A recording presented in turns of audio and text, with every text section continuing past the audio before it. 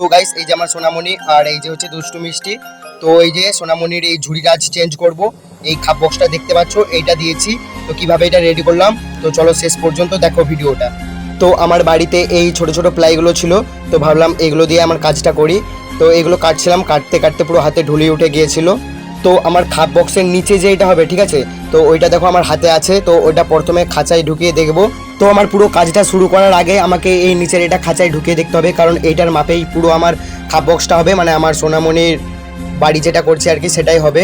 তো এটা same same ভাবে পুরো ঢুকে যাচ্ছে। তো এটা যখন ঢুকাচ্ছিলাম তখন দুষ্টু মিষ্টি দেখছে যে ওদের খাঁচায় কি ঢুকাচ্ছি। আর এই দেখো আমাদের সোনামণি, সোনামণির খাঁচাটা অনেকটাই নোংরা হয়ে গিয়েছিল। তো শেষ পর্যন্ত এটা ঢুকিয়ে দেখলাম যে ঠিকভাবে সেটিং হয়ে যাচ্ছে, তাই এবার কাজ শুরু করতে বসে পড়লাম। তো জিনিসটা ঠিক কিভাবে হবে তোমাদেরকে প্রথমে দেখিয়ে দিচ্ছি। এইভাবে চারকোনা হবে, ঠিক আছে। তো তার মধ্যে কিছু কাঠগুড়ি দিয়ে এই খাপ বক্সটা রেডি করা হবে। তো গাইস সব কিছু সেটিং করার পর বুঝতে পারলাম যে সব কিছু ঠিকঠাকই হবে। তো আমি এসব কাজ ঠিক একটা করি না, তো তবুও আজকে চেষ্টা করে দেখলাম।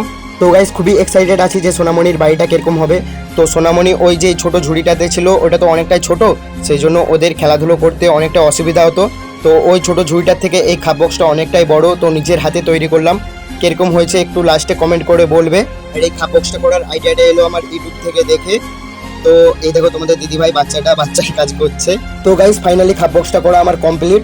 তো এইসব নিয়ে কোনো আমার আইডিয়া নেই, সেই জন্য এটা করতে প্রায় 3-4 ঘন্টা আমার টাইম লেগে গেছে এই ছোট্ট সোনামণির বাড়িটা করতে।